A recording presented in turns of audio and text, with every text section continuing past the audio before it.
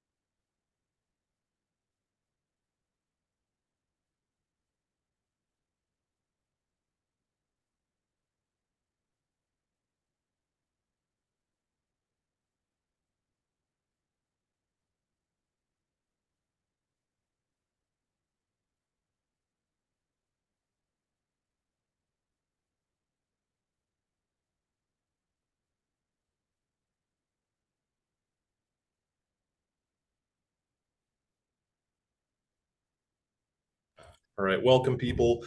Per usual, we'll wait a few minutes, a couple more minutes for people to kind of trickle in, and then we'll get started.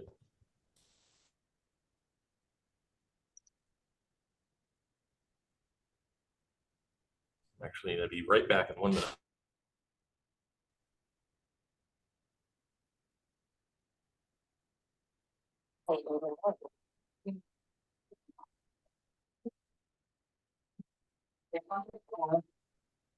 Viendo que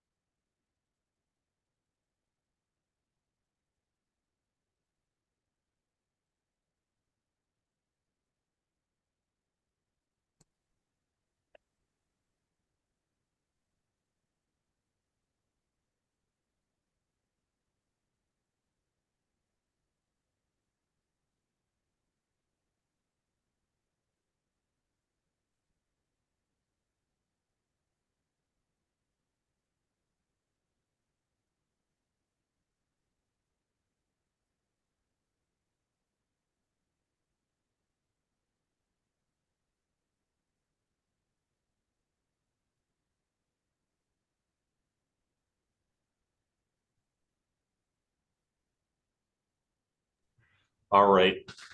Um, I think we will get started.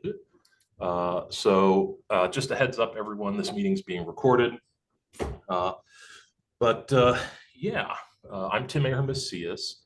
I think we're pretty much all familiar faces at this point, but I wanted to take some time to kind of welcome you all.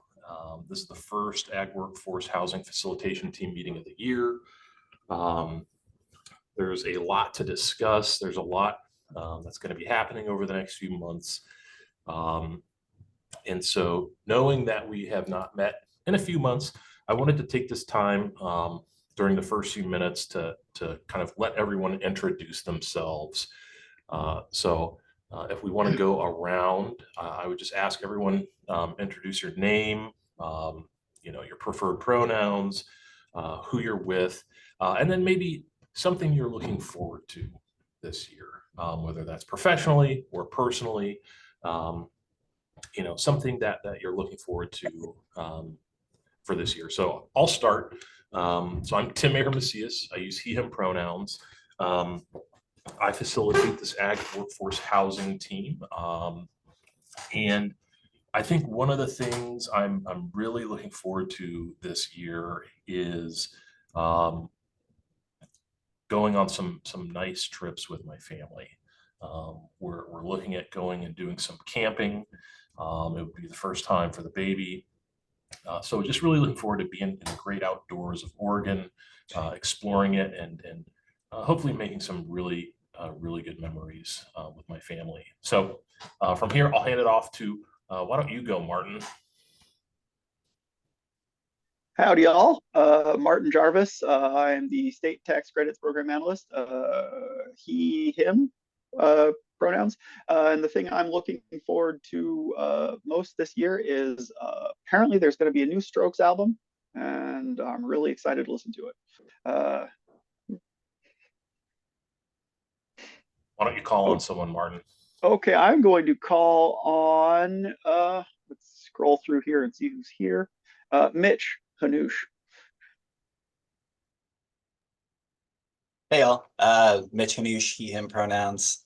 I'm the senior policy analyst with ARH division. I am really looking forward to opening day next week. I'm a big baseball fan, and I will be going up to Seattle to watch the game, which I'm pretty excited about. It's gonna be great. Even though my team, the Red Sox, are gonna be probably atrocious this year, but opening day is a day of hope for everyone. I'll pass it to Cassie since she's on camera. Yeah. Good morning, everyone. Cassie Clark, she, her pronouns. I'm new to OHCS. I'm on the public affairs team in the engagement office, and I am super excited to just be a part of this conversation. And so I think this year is just a year of listening and learning with this historic investment that we're all faced with. So I'm excited to be a part of it. And I will just turn it over to Claudia. Hey everyone, my name is Claudia Cantu. I use she, her, pronouns. I'm the MWESB program analyst, and one thing I'm looking forward to this year is some home improvements, which I've slowly begun to do, but I'm planning to do more. So let's see here. Who do I see next? Martin.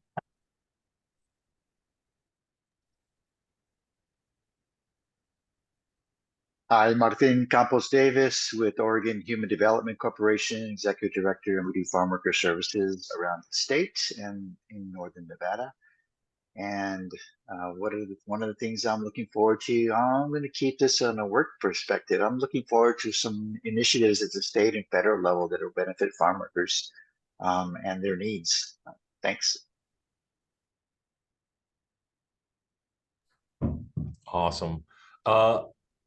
And I'll pick okay, Sylvia. Okay. Hi, good morning, everyone. My name is Silvia Munoz, and I am the Workforce Director for Oregon, Nevada at OHTC.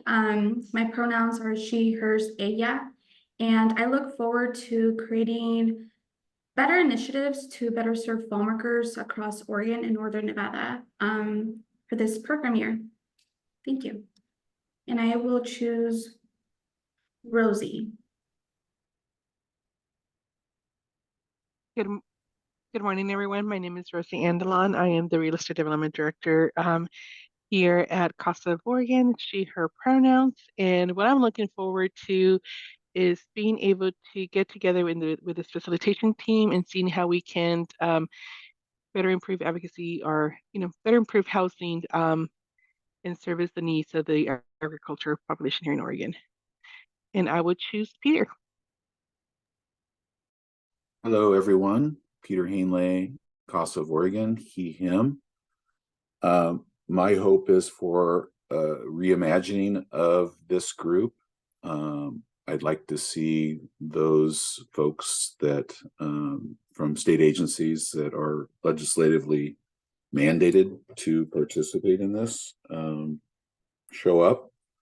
And I'd like to see this group really dig in to a bunch of the agendas that are taking place in other agencies, OSHA, ALH, rewrite, Department of Ag's allocation of $5 million for on-farm housing, as well as other agencies doing work in farm worker housing. And this is the place where those conversations should be happening. Excuse me. Thank you.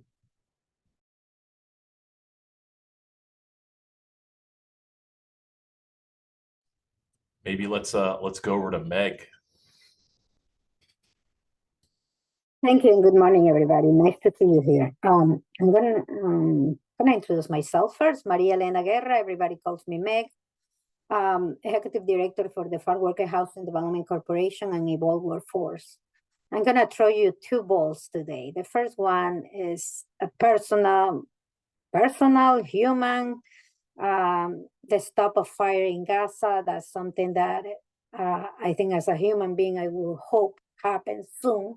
And the second one, I will hope more collaborative engagement with not just this group, but with the entire Oregon Housing Community Service team. We have done it previous years, and I hope that comes back as a culture of the organization. Thank you.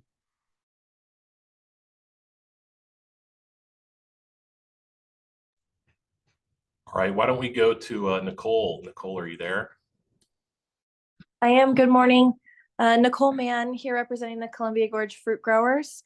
And I am looking forward to having a baby in August. Sort of. I mean, nobody looks forward to the actual having of the baby part, but no longer being pregnant and having a little human, that part is exciting. Well, congratulations. That's wonderful news. Wonderful, wonderful news. Thank you for sharing that with us. So yeah, I think there's two more. Nathan, do you want to go? Sure. Good morning, everyone. Nathan Teskey, Executive Director of Vienna Star. I want to echo everything that Peter and Meg said a few minutes ago.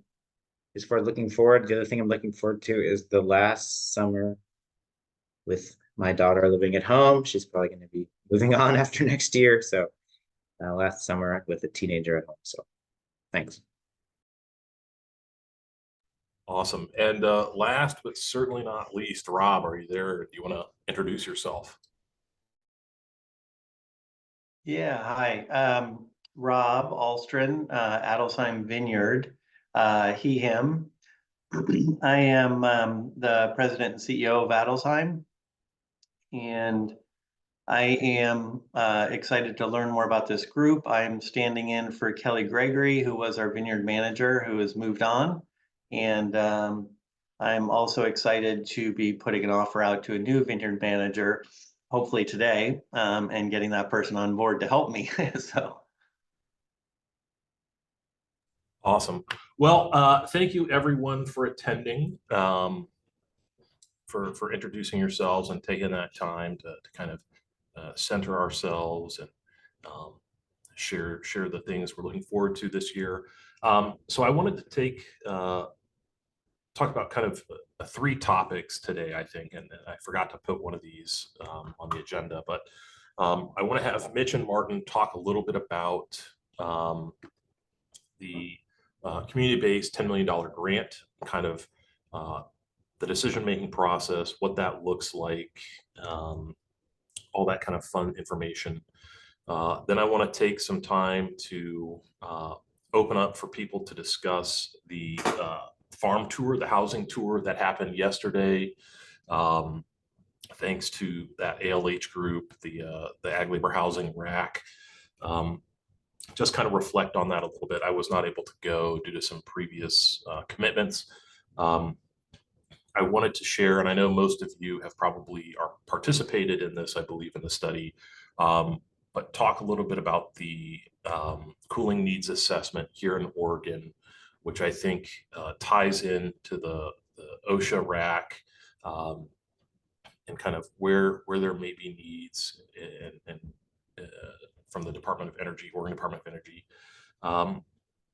Then I wanted to kind of end the meeting talking about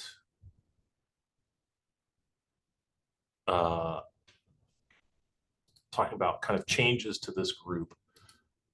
So that would have been OSHA. OSHA coordinated that meeting. So it was a tour of farm worker housing, I think in the Gorge. But I can have some of the attendees like Cassie or Claudia talk a little bit more about it. But then, yeah, we're going to talk about some changes to this group moving forward. I know very clearly we've heard that people want to see some kind of changes to how this group works. how it's facilitated all that. So we've got some big news for that. But yeah, I want to put Martin and Mitch on the spot to talk a little bit about the $10 million grant. So do you, either one of you want to take it away? Do you need presenter powers, or are we good to just go all discussion? I think we're good to go, just all discussion. For the most part, we've done a pretty good job, I think, of discussing the grant program, well, the grant funds in previous meetings. I know Mitch just recently gave a very good presentation on it at our last Housing Stability Council meeting. We're very excited to have received this funding from the legislature. $10 million in grant funds will be very helpful in getting more community-based ag worker housing out there and available. And we're really thankful to our community-based partners for helping to push this through the legislature and give us this resource.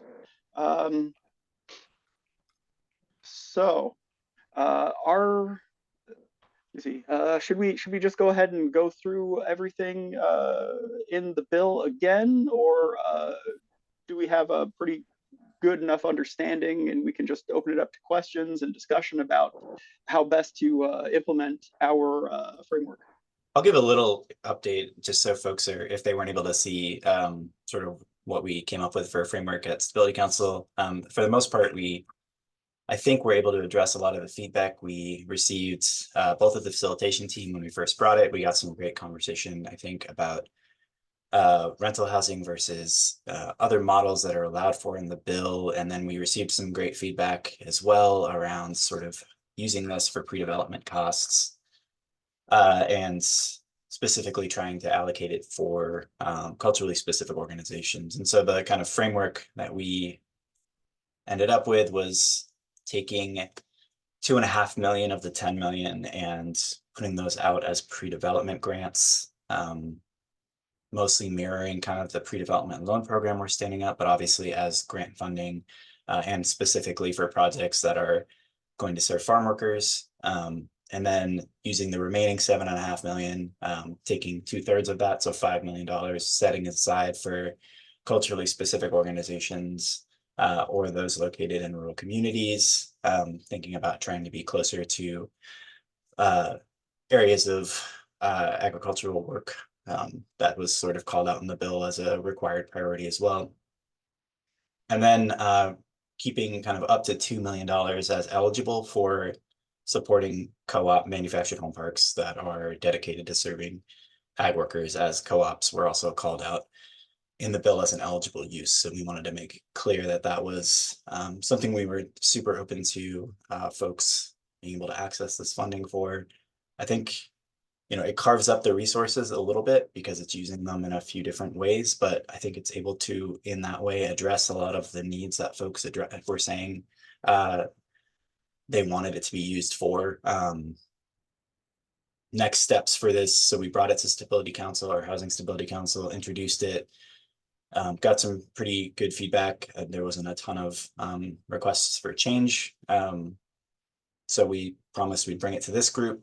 And as Meg mentioned, I think we'll record this since there's not a great turnout today. So it's hoping that we can get some other folks just eyes on this and make sure that it's all right by them as well. If there's any serious concerns, we want to hear about it.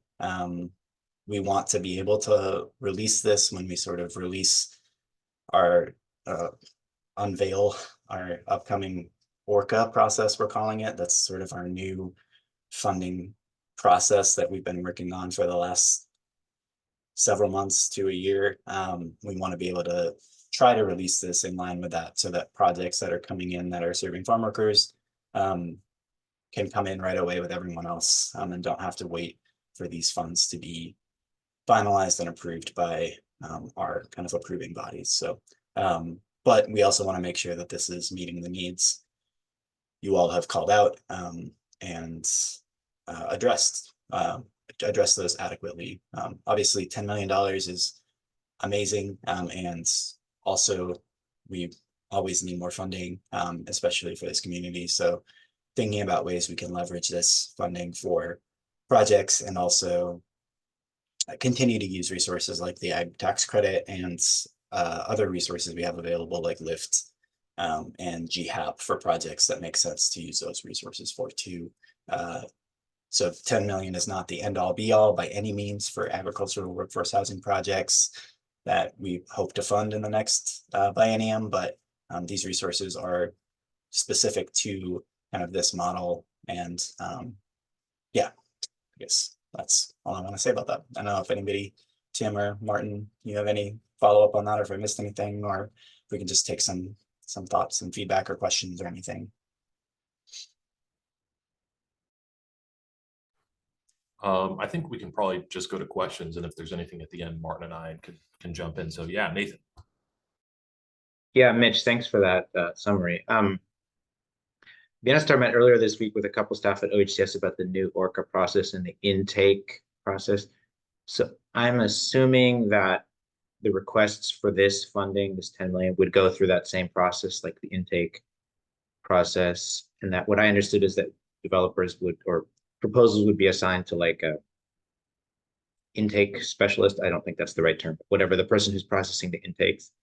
Is that your understanding as well, that this funding would go through the same process? I think it would go through the same process. My understanding is the intake process allows you to come in with a project concept. So we would be able to identify, the population you're planning to serve, which obviously in this case, we'd want to see that you're serving agricultural workers, and also would be able to be a place where you can identify a pre-development need or a request for pre-development dollars. We also would have like project location and culturally specific organization status, things along those lines. So I think we'd be able to work with a technical advisor to sort of put you on a on a pathway towards these resources. We aren't formally assigning resources until after your impact assessment application. So that's really the first real application piece. The intake form is pretty high level, and so once we see kind of more project details, especially for the capital funding, that's when we'd sort of take these grant funding dollars and be able to assign it to that project once we kind of see more of the traditional details that we ask for in an application. Okay. If that makes sense. Yeah, absolutely. That helps. Thanks very much. Yeah, of course.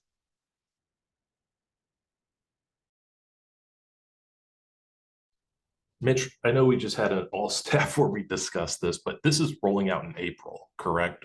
Or is it? The intake form is going to open in mid-April, and then we will receive, I think, a lot of projects that are currently in the pipeline and be able to sort of assess how we initially launch the application process. We are still needing to go through some approval phases with Housing Stability Council and the governor's office, so are not committing to a full date yet, our final date yet, that we're actually going to launch that impact assessment phase, but we're hopeful that it would be, relatively soon, a phased rollout after with the intake form, have those projects come in there, assess sort of the pipeline and the need, and then roll out the impact assessment from there. Is sort of the current plan. That makes sense. Excellent. All right. Meg, please.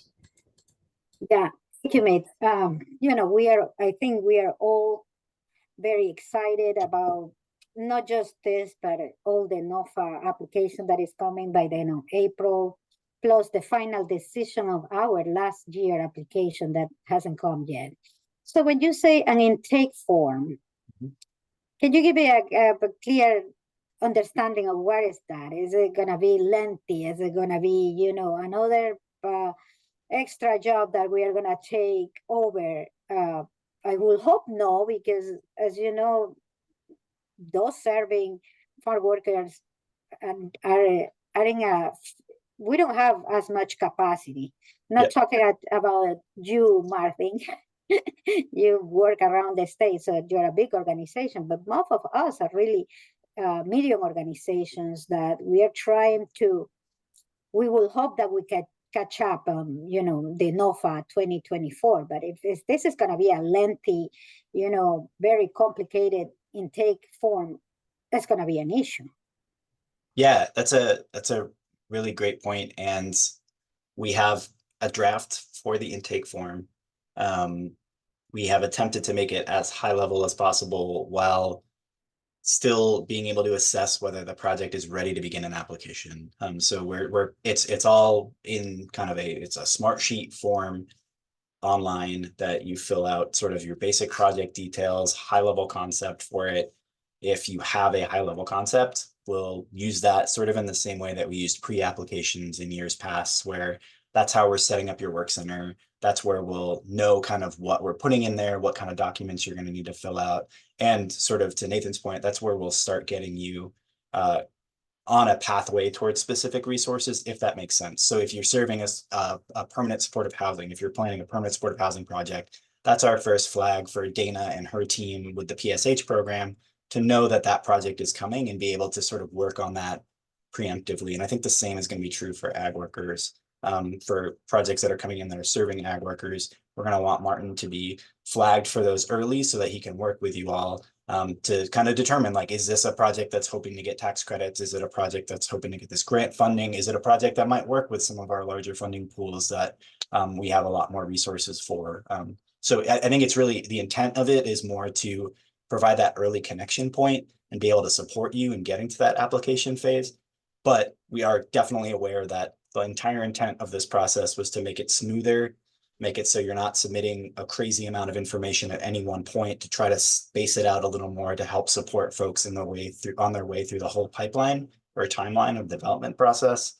And so we want to be aware of that as we're unrolling all of this stuff and keep it as simple as possible, especially for smaller organizations. We also do have these technical advisor positions now.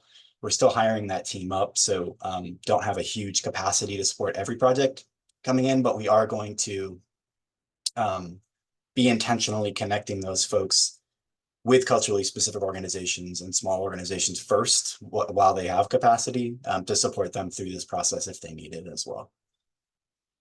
Thank you, Mitch. And is the technical assistant team gonna be also available to those for us to go through this process? I think they're, I don't want to speak entirely for them. I know they're working on sort of a work plan now. It's a team of 2 at the moment, to be transparent about that. We're trying to hire at least one more person before we launch the process, but they're at the drafts I've seen, the initial support will be for culturally specific organizations. That's who they're going to target their time for. And then kind of from there, a sort of waterfall to smaller organizations and rural organizations as well. And then if they have capacity, they'll start picking up kind of other nonprofit organizations, larger nonprofits. And then I think from there, kind of the general pool. So it's sort of working on their time as they have it available, with culturally specific organizations at the top. So I guess where I'm going with that is, if a bunch of culturally specific organizations came in at the same time, there might not be capacity for the technical advisors to work specifically with each of you on your way through this. But if, there's a few of you guys that come in to start applying, and there's maybe like 4 or 5 projects, I think they would have capacity to work with you and help you through this process. We're also trying to work really hard on webinars and trainings and things along those lines that will start getting released, in the next few weeks, I think, to sort of walk through what this process is supposed to look like. And we have a whole application team in-house now that I think is going to be supportive on like kind of the technical side of how to fill these out and what the process looks like. But the technical advisors, I think, are really going to be that really direct one-on-one support that hopefully you all can take advantage of. Thank you, Mitch. Yeah, for sure. And Mitch, I don't know if everyone here knows, can you explain the role of the technical advisors and kind of why they've been brought in, and how they're going to interface with these applicants to kind of help get some successful applications through the process? Yeah, so as we landed on this new process that is essentially trying to interact with projects much earlier in their development timeline than historically we have. So we're asking folks to come in with a project concept and then kind of work with us on their way through kind of meeting those programmatic requirements, then working with us on sort of a pro forma and finalizing the financial details.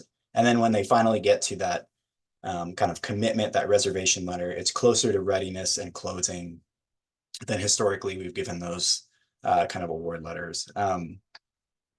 The kind of conversations we had around kind of that readiness standard is what led to that sort of extension of the process earlier. And with that was identified like a need for support and resources. So we got pre-development dollars for a pre-development loan program. And again, that was some great feedback that we received from this group on sort of a need for these ag worker grant funds too, because there's going to be a lot more risk for organizations earlier on to take on before they can get to that kind of readiness standard and get their resources committed. So I think we're trying to support people a lot more intentionally than maybe we have in the past, working with them kind of one-on-one directly through this pipeline to try to, offer some surety that they're able to get to that closing point. We have a lot of resources and we're trying to make this a rolling process. We're making it a, standards-based evaluation process instead of like a competitive process. So you're not going head to head with an organization as much as you're, meeting the standards that we've laid out. With that comes sort of a learning curve, and we want to make sure there's technical advisors there and a team of folks that can support people as to what those standards are, what the expectations would be for a project to get funding, knowing that if you can meet those standards, you have a really good, you have some surety that you're going to get those resources at the end, as opposed to now where you can have a great project, but you're kind of competing against another project. And if that project's a little better, they might win out, even if your project is phenomenal, which isn't great for anybody. So I think this process will help fund more good projects, but will take some time to kind of get everyone up to speed. So I think the technical advisor team helps in that way, sort of early on. And then as we kind of move forward, I think it'll be a lot more of that intentional support for projects coming into intake that might need a little kind of one-on-one support in how to get that project into a feasibility point where they feel comfortable getting into the application process. So Mitch, as a follow-up to that, let's say Nicole had some growers that were interested in utilizing the on-farm tax credit. Would those technical advisors be able to potentially provide assistance or some of those training documents you mentioned to help with that process or help them understand a little better what's needed? I think Martin can probably correct me on this one if I'm wrong, but I believe the on-farm tax credit is going to continue to be used in the way that, or be applied for in the way that it has been historically, where it's sort of a separate process that requires sort of more of a high-level application early on. It's one of the few resources that are not going to flow through the ORCA process in the same way that everything else is, I think, as those on-farm resources. So they're still going to be kept pretty distinct from everything else, knowing that the applicant pool looks a lot different, the project types look a lot different, the compliance looks a lot different. So trying to kind of keep those in separate buckets, I think is where I think we're at least starting with the process. Is that right, Martin? Yeah, Mitch, that is correct, and a very good call out. So the on-farm set aside is just 20% of the annual amount of the credit we have available, and it's meant for very small projects. Generally speaking, the on-farm request per project is around $100,000, $250,000 in total credits, and it's usually for installing a manufactured home for a long-time employee or for upgrading labor camp facilities to make sure they're in line with OSHA requirements. Also, we don't necessarily expect farmers and growers to become experts at development to be able to go through this the larger, more intensive process that we have planned for bigger, more expensive projects. They can certainly reach out to the technical advisory team, but I would expect the TAs to just pass them on to me because they're fairly straightforward and easy to handle. Okay, awesome. Well, I think then maybe I've met the technical advisors, and just to kind of reiterate, I'm also our agency's tribal liaison. And so I've met with the technical advisors to talk about how they may be able to interface and work with the tribes. So they're already kind of starting to lay that groundwork. And I think the next kind kind of piece that makes sense is maybe to bring them in to kind of talk about their roles and talk about this process. I think with all these programs and projects, it's better to just ask questions. You know, if you're not sure, if we were unclear on something we say. So excellent. Well, are there any other questions about the $10 million grant, or any of that, any of those processes or anything like that with that community-based grant? Oh, thank you, Mitch. Mitch has posted the technical advisor information in the chat.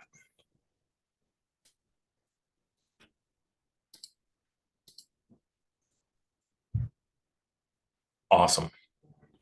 So as I said at the start, one of the things I kind of didn't add to the agenda, but wanted to make space for is to talk about the ag worker housing tour that took place yesterday.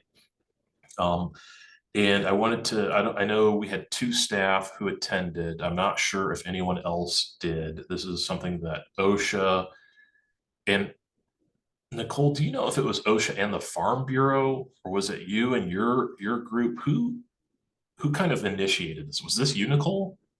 Yeah. Yes, this was on the Columbia Gorge fruit growers. After conversation with the Ag Labor Housing RAC, there were a lot of comments around those who just hadn't seen the housing before. And so some of our growers got together and said, should we invite the agency out and try to put together sort of a day tour? So that's what it was. It was initiated by the growers. And then we reached out to Oregon OSHA and said, basically to the team that has been doing the rulemaking advisory committee, we'd love to have you and any of your people who help you internally make these decisions and do anything with ag labor housing come out. So that was the point of it, I guess. And then OSHA reached out and said, you know, there's some other stakeholders, specifically those that work in the RAC with us, that would like to come. We said, great. So the target was those that have been working in this rulemaking advisory committee for the last, like 5 years. I think we've been doing this. And then I think that the invites to other agency folks stemmed from OSHA. That was a decision that OSHA made based on who their partners are. But yeah, we toured three different ag labor housing facilities and operations so that you could see different types of housing. And we were there all day. There were about 32 people in total, so quite a large number. I think there were good conversations had. But from the grower's perspective, the point was just to sort of get everybody away from being on a Zoom, because that's how we've done all these racks, allow some side conversations and real conversations to happen, and then be able to say, like, this is what we're talking about when we're talking about square feet, or this is what we're talking about when we're talking about bathrooms, etc. So that's how it came about. I apologize if there were other stakeholders who would have liked to be included. But I do have quite a few growers who are really open to hosting more tours. So if there are other stakeholders who would like that, please just reach out. It wasn't anything done on purpose. So I apologize for that. Awesome. Well, thank you for helping facilitate that, Nicole. I know we had two staff attend, Cassie and Claudia. I don't know if anyone else did, but did you, either one of you, want to reflect or speak on that tour at all? Or, you know, maybe the idea Nicole has put out there of, you know, more in future housing tours or anything like that?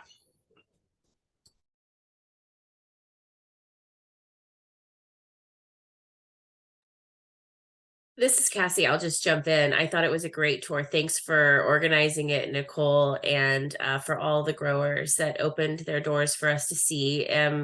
I think it was a beautiful day in the gorge, and it was a great turnout. I thought there were a lot of great mix of state agencies and growers and other nonprofit organizations as well. So, and I don't know if Claudia has anything more to say, or if anybody else that was there wants to chime in.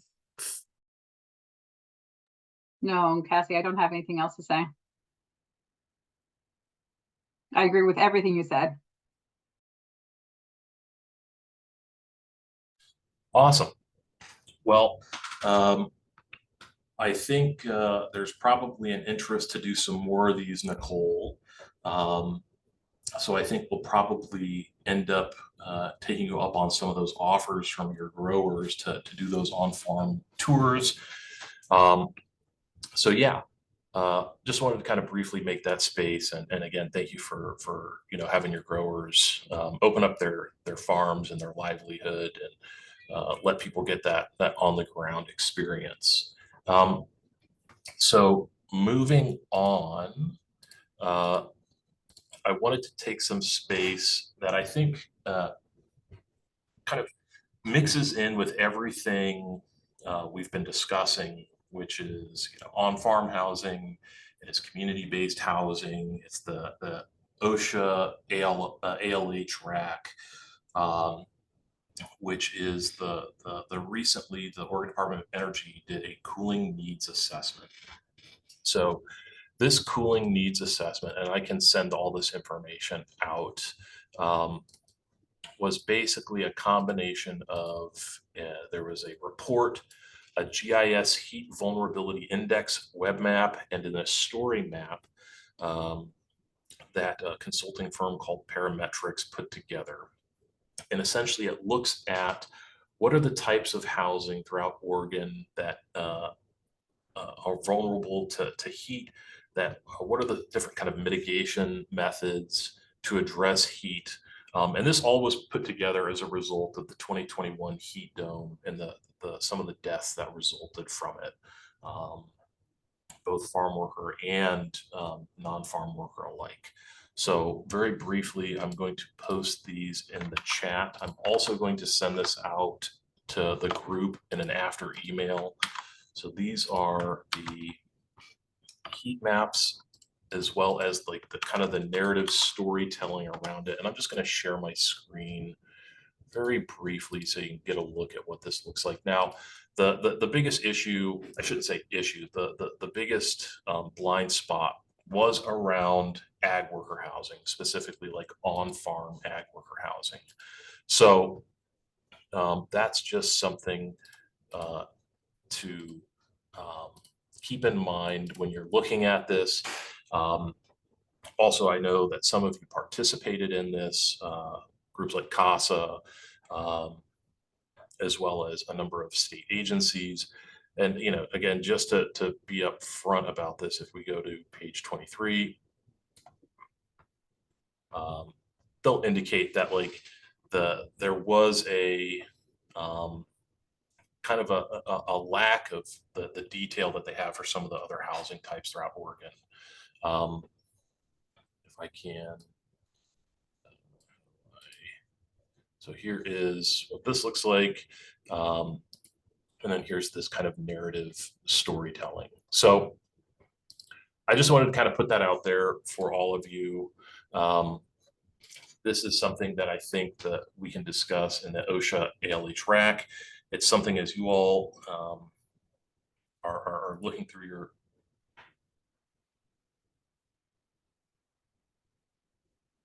the OSHA draft comments. Yeah, hold on. I can look for those. But so these are some of the conversations that are going on. And let me see if I can't find those OSHA draft comments. So yeah, just kind of very briefly wanted to share that information with you all about what's going on. So my apologies if this is going very quickly.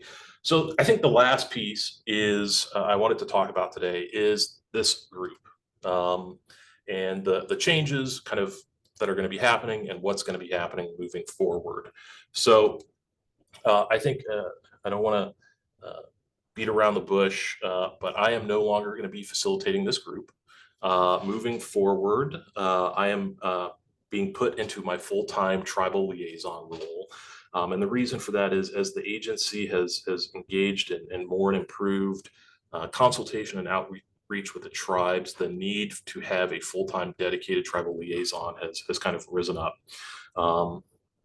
from kind of across the agency opportunities.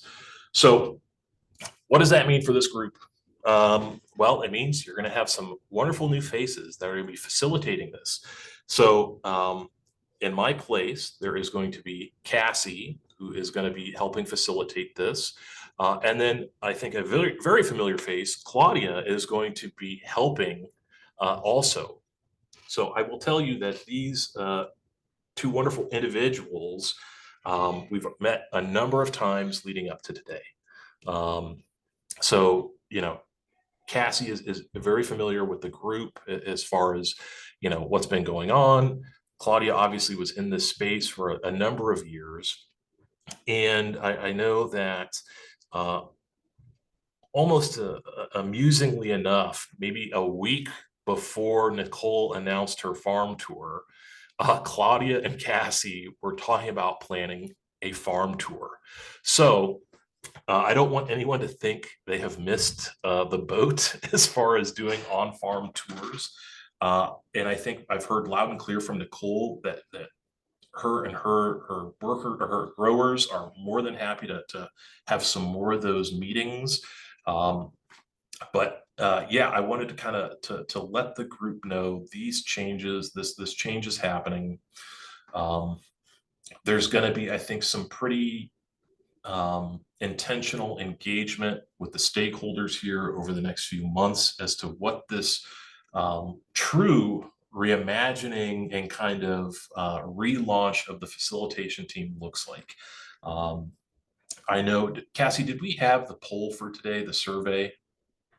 Did you all have that? We do have a Survey Monkey that we wanted to send out, but we were going to send it out after you made this announcement today. So perfect. Yeah, and I just want to, you know, again, say hello to everybody. I'm excited to be stepping into this role alongside of Claudia Cantu. And so we look forward to engaging with you all one-on-one and others that may not be here today over the next couple of weeks. And then kind of reimagine this work group together as you all have been charged to do over the last year. And so I think it's a great, exciting time for us to be having these conversations together. And we look forward to hearing from each and every one of you as we kind of look for next steps and go forward together. Claudia, do you want to say anything?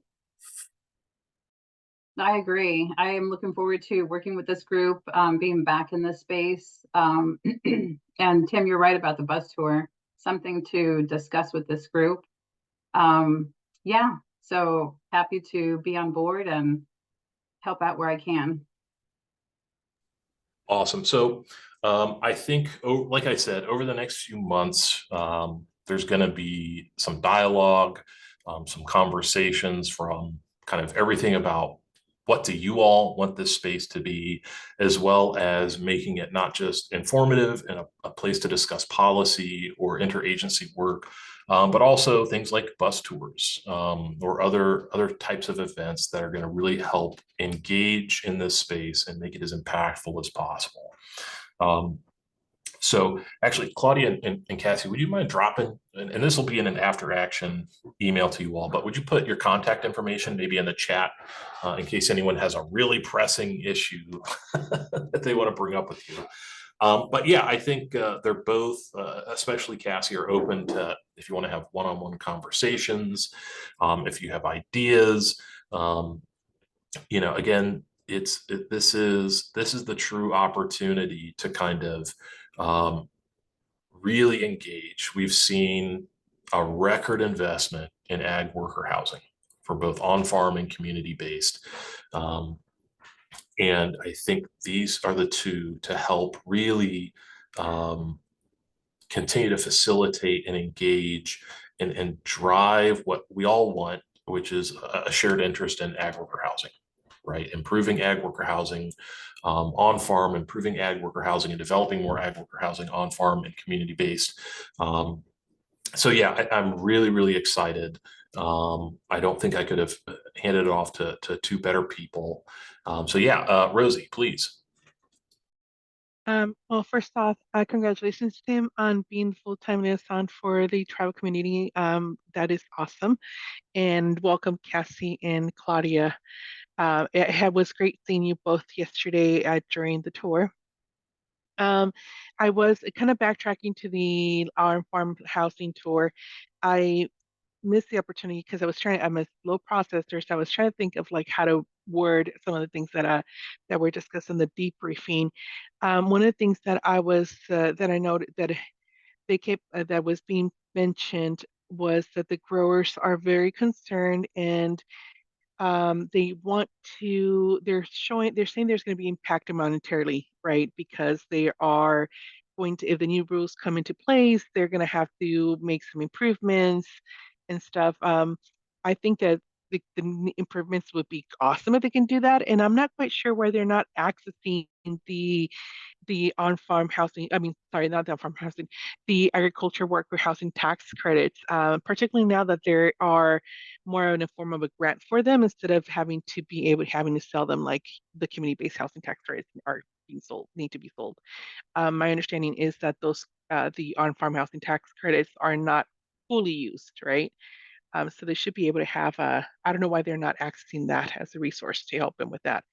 The other thing is that we had part of that, there's going to be more discussion next week in the agriculture labor housing meeting, and I'm not sure if you're going to be on that.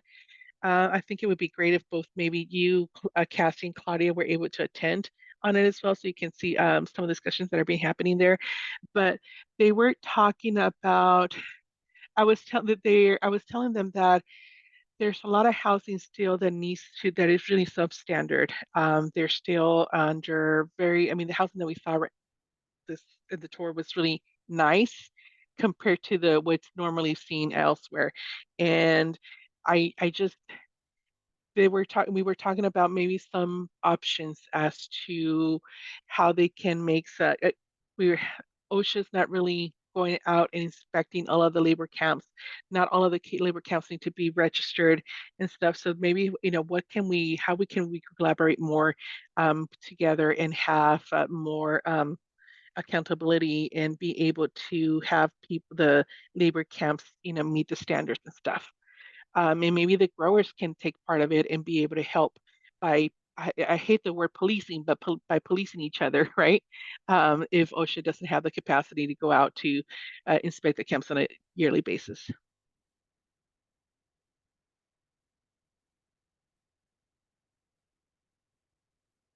All right, I'm done.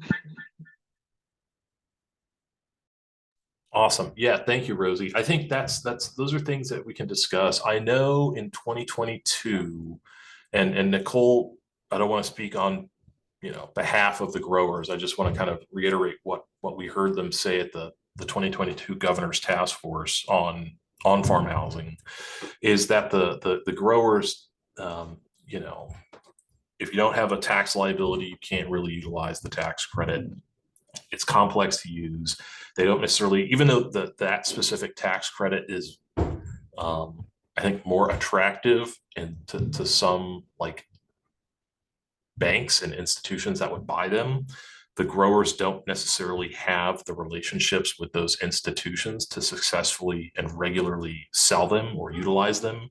But I think, Nicole, did you have anything specifically about how maybe some of your workers are utilizing that tax credit, or their kind of non-utilization to an extent? Because yeah, Rosie, you're correct, and Martin, correct me if I'm wrong, but I think pretty much every year that on-farm set aside is not being fully subscribed for the on-farm tax credit. And yeah, Nicole, please.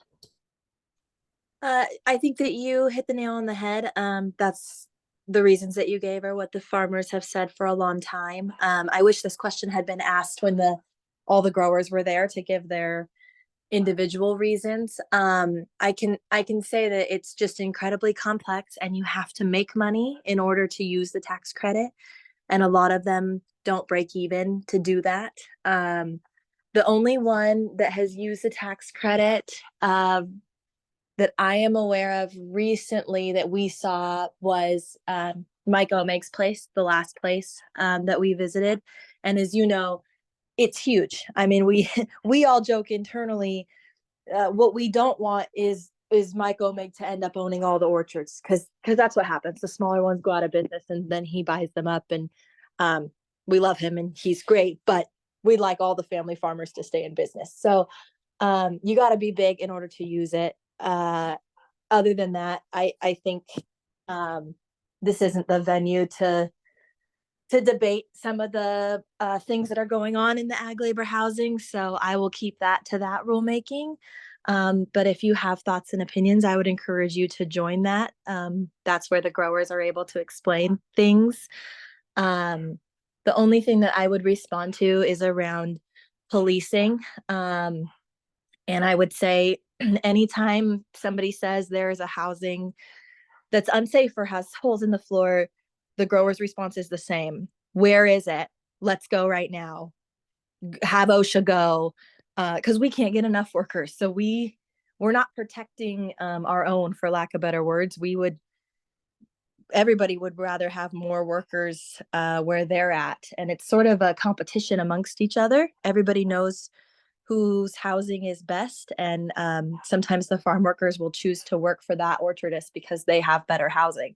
So they're all kind of competing against each other anyways, for the workers. So we're open. I mean, I wish that we could just get OSHA more money to hire specific compliance officers for ag labor housing, and you could see all the stakeholders come together for a legislative ask. That would be my dream kumbaya moment. But we're told directly from OSHA that money is not going to solve the problem, that even if they had these positions, they can't get them filled in the way that they need to.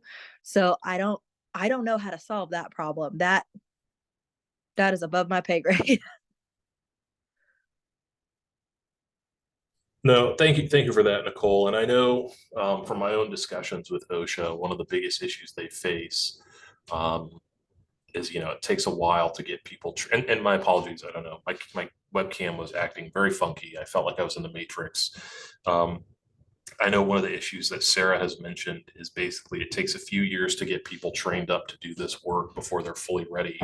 And by the time they're done, they're ready to go and take their training and leave and go work for a private entity. So, but I certainly think that could be, a potential topic of discussion in the future is using this space to engage with OSHA and OHCS to discuss, how do we streamline that? How do we not put the onus or the burden on the farmers, but do we as a state maybe do better? Yeah, Peter. Well, to my earlier comment about this being the legislatively mandated place where we are to talk about all things farm worker housing related, OSHA is one of those folks that is supposed to be here. Department of Ag is supposed to be here. BOLI is supposed to be here. Oregon Employment Department is supposed to be here. All of these folks have some role in farm worker housing and labor camp rules and regulations, in labor contracting rules. So, this is the place where these conversations should be having, because we're talking about public policy investments, whether it's in money for housing or whether it's in compliance. So, I want to make sure that folks understand that this group was created for that purpose. And if the people aren't here, it's hard to have these conversations, because, I asked the question about, who is the point person with ALH, because there are these comments out that have, sought, information from various folks. And, the growers have said, we can't do this. It's too expensive. We're going to have to close our housing down. And this is kind of a replay of, 30 years ago when a lot of camps closed. And it's like, well, OSHA can't go out and investigate because they're going to close these places down and everybody's going to be dislocated.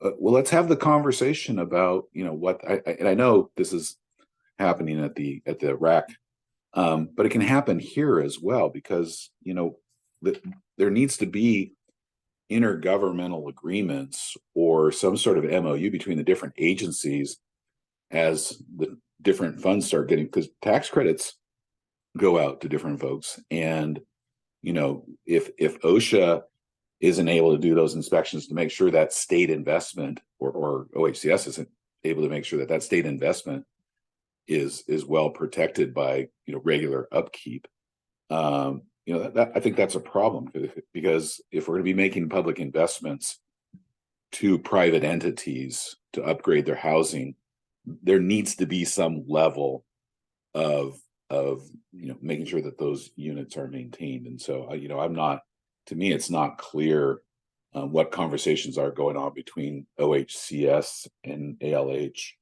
and with Tim moving on, who's going to be the new point person, and the conversations between ODA and OHCS when people come asking ODA for part of their 5 million, but also tax credits. You know, how is that going to work? That's like another good place for some sort of clarity via an intergovernmental agreement or an MOU. So, you know, I throw this out there because this really is the venue, and people need to know that this is the venue, and I'm looking forward to the reimagining of this group, and so we can get all those folks back in the room. So thank you. Yeah, thank you for that, Peter. I think you bring up some good points, and I will clarify, both the BOLI and OSHA person reached out and mentioned they were not going to be able to attend this meeting. And yeah, I think we can certainly, as part of this process, reach back out to some of the agencies that have a role, and ensure that they have some representation here as we begin to have these conversations. And this has been an ongoing issue for multiple years, you know, predating you, Tim. And, you know, periodically, I think there need to be some agency director conversations to agency director. And these are important topics. I mean, farm workers are, you know, not necessarily that visible and can speak for themselves. I mean, I don't know if there were some farm workers on the tour yesterday, you know, talking about their housing conditions and how wonderful those camps are. But we do know there's other camps that aren't necessarily. And, you know, that's just kind of a fact. And, you know, if we're not willing to put the resources in or put the time in to make sure, because we used to inspect camps regularly, and then we went to a different method of consultation with OSHA about 25 years ago. So it used to happen, but it doesn't happen anymore. So I just want to throw this out there that, you know, we've given up, we've decided that the state's role has changed in how we enforce farm worker housing. And, you know, we need to, I think, revisit some of those decisions that were made 25 years ago. Yeah, thank you for that. And I think for those who don't know, Peter has been in this space and a champion for farm workers and their housing for a long, long time. So, you know, always appreciate that kind of recentering of kind of why we're here and how we're supposed to be doing this, and the ways in which we hold ourselves, being the state, accountable. Meg, I think that's your iPhone. Yeah, thank you, Ting. And I apologize, I needed to move on, so I have to take this call in my phone, but several things come to my mind. Thank you for all the comments. Ting, you were saying that, you know, they don't have people that can go out and check on how the growers are maintaining their housing. And then when they get trained, they just go to the private sector. Well, welcome to our ongoing situation in property management. You know, that's what we face every day. But I want to say something, is that I appreciate the fact that you say it takes 2 years to train people. Unfortunately, you know, we nonprofit organizations are held to a lot of very difficult regulations. And for one mistake that we make, we are penalized. I actually don't want to see that anymore. I actually want to see to reduce some kind of the regulations so we can house people better and more.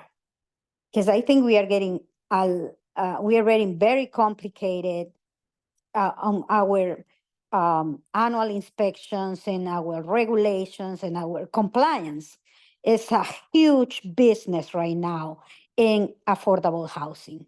Nobody that has that is doing their own property management, or even those organizations that manage other or do third-party property management, are doing compliance in-house, because it has come to a point that is extremely difficult, complex, and expensive.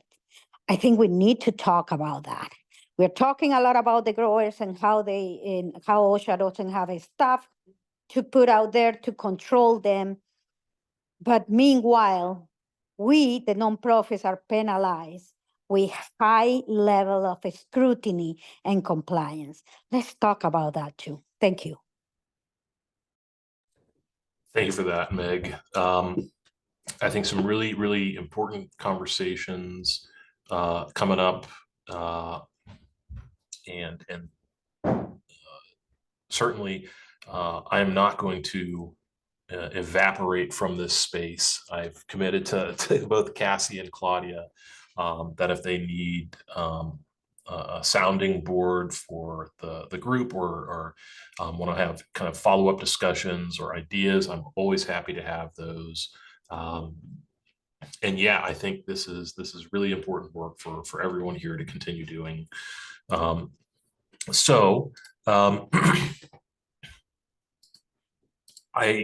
I want to kind of end on that. I'm going to try my camera again. Okay, it looks like it's working now. You know, I'm happy to bless you all with an additional little bit of free time for the meeting. I will send, geez Louise. Okay. I will send, like I said, an email follow-up. We're going to have the Survey Monkey. We'll have contact info. We'll have the study.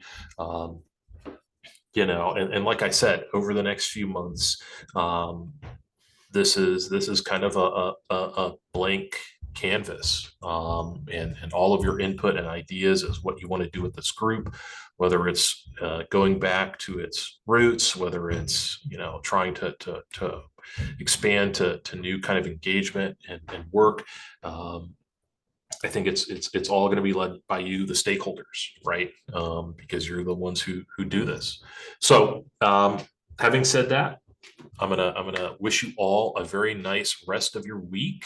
I hope you all have a very wonderful weekend.